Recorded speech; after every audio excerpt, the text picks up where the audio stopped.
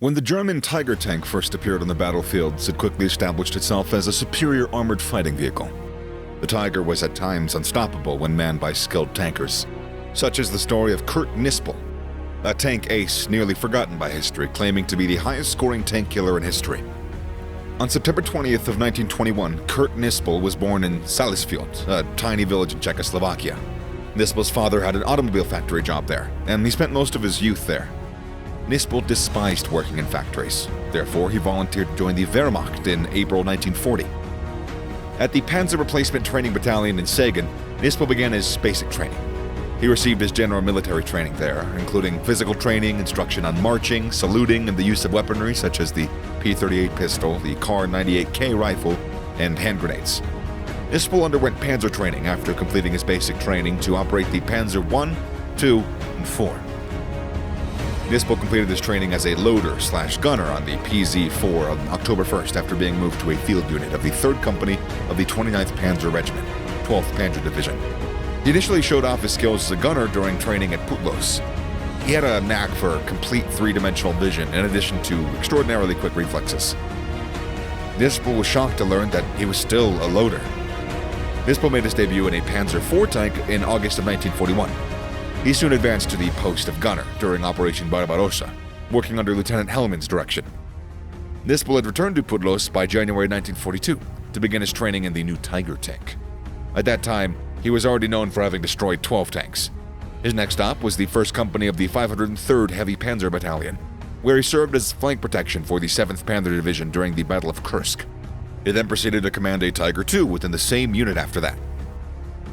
The Wehrmacht singled out a select group of soldiers amongst the millions who were fighting in World War II, and it was the highest honor for any soldier, regardless of rank, that they could get.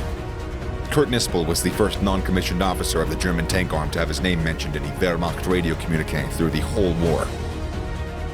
Despite being the finest Panzer ace and reportedly killing 168 tanks, he was never awarded the Knight's Cross of the Iron Cross, despite 4 recommendations. Knispel had plenty of enemies amongst his peers due to his propensity for breaching the law, long hair and beard, and especially his dislike of abusive SS personnel. On June 22nd, Knispel was awakened from his bunk near the shared German-Soviet border and informed that Operation Barbarossa, the invasion of the Soviet Union, was about to start. Knispel and his comrades were eager for action, and they anticipated the invasion to be over by Christmas, as they believed the German army was almost invincible. Knispel's first experience with battle occurred that afternoon when he loaded rounds into his Panzer IV 75mm gun and fired them at Soviet soldiers camped out in the nearby village before charging over the border with his company. Knispel and his companion pushed towards Minsk over the next few days, succeeding consistently despite a few close calls, with his Panzer IV sustaining numerous hits from Soviet tanks. Once destroying a T-34 after spotting the faint glow from a crew member's lit cigarette as the year dragged on, Knispel continued to increase his score. And his reputation amongst the crews as the amount of Soviet armor they encountered seemed to be consistently increasing. He also had developed an almost clairvoyant ability to spot camouflage tanks or movement in the night. It was not just inside a tank that he showed his bravery. He also personally led several scouting missions, and on November 13th of 1941, he destroyed a T-34 by laying an anti-tank. This was despite the fact that his 75mm Panzer IV was initially ill-suited to combat with the Soviet T-34s and KV series heavy tanks. Even though he received the second-class Iron Cross, the Germans' joy was short-lived, as they were obliged to start withdrawing westward into Estonia as a result of further Soviet offenses and broken German supply lines. The Soviet Air Force was also growing in importance as a result of their relatively underwhelming first performance, with the powerful two-attack jet, in particular being dreaded by German panzer crews. Fighting in dense woodlands presented a constant challenge for the Germans, but again, Knispel always seemed to know where they were.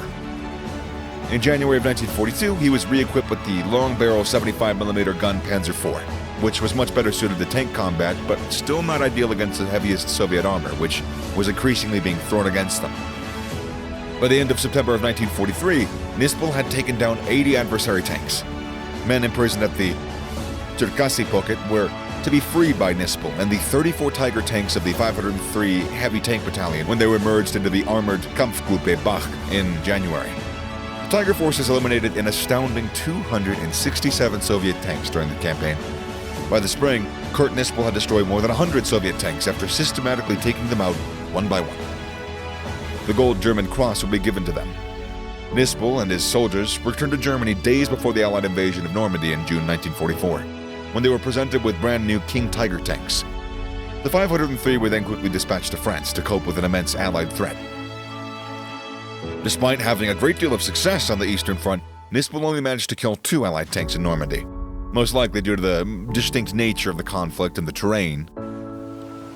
At the end of August, Knispel was allowed to visit his hometown before the unit was ordered back to Germany for another reformation. Nevertheless, he returned to duty by October and was assigned to a battalion that was dispatched to the outskirts of Sklonomedy, Hungary, where he scored his 126th hit.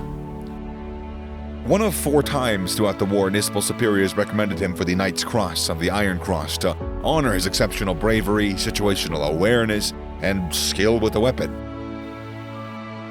But without the Knight's Cross on the Iron Cross, he would have never been given the honor. And he would never become an ace of aces. On May 1st of 1944, Knispel's unit was once more pulled back from the Eastern Front and sent to an order training camp. Now that he was a tank commander, Knispel would be the one leading the development of an even more potent tank, the Tiger II, also known as the Royal or King Tiger. On paper, this new armored fighting machine appeared to be the one to change Germany's fortunes on the Eastern Front. It was even better protected than its predecessor tank, boasting thick slot battling in the west, back to the sea.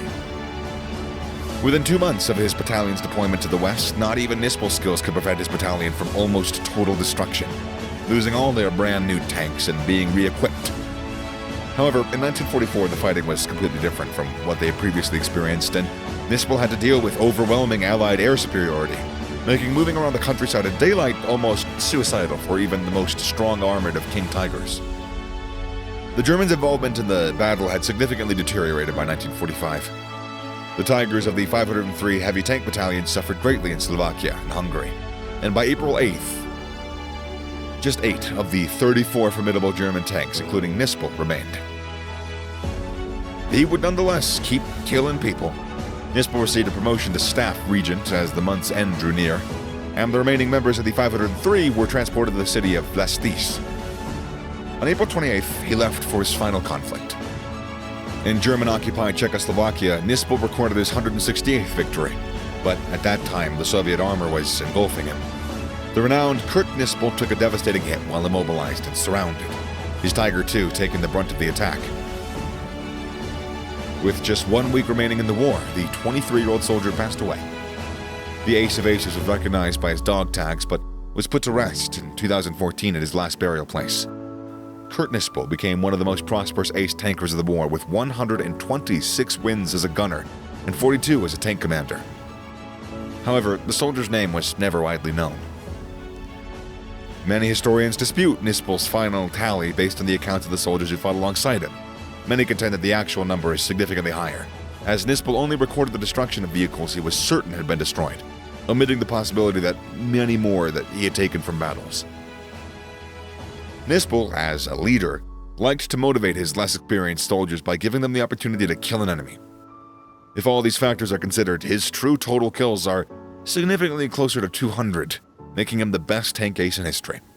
So leave a comment down below with your thoughts and reactions on the tale of Ace of Aces, Kurt Knispel.